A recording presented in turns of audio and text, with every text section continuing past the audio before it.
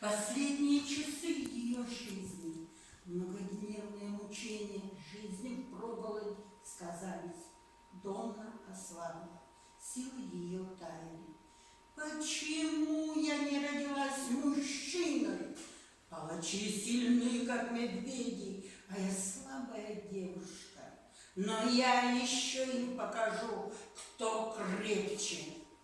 Иногда она спускалась с нами, смотрела в дыру в стене и на звездное небо, любовалась северным сиянием, вспоминала детство, зимние вечера, когда со сверстниками каталась на санках.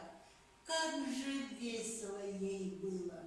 Домой приходила вся в снегу, руки красные горят.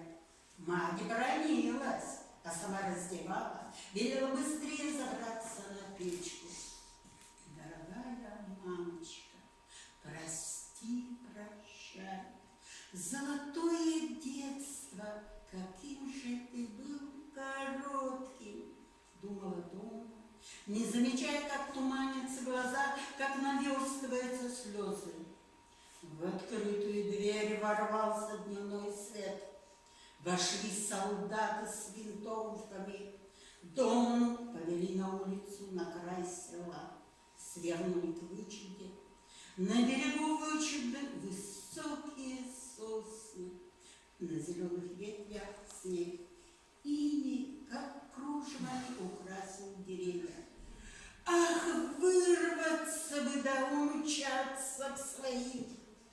Природа спокойно спала под снежным покровом. За рекой над подросшей фармой уже собиралось взойти солнце. И Донна, спускающаяся под гору, к реке, казалось, шагает она туда, навстречу пылающей заре, которая уже охватила полнеба. Как ты хороша!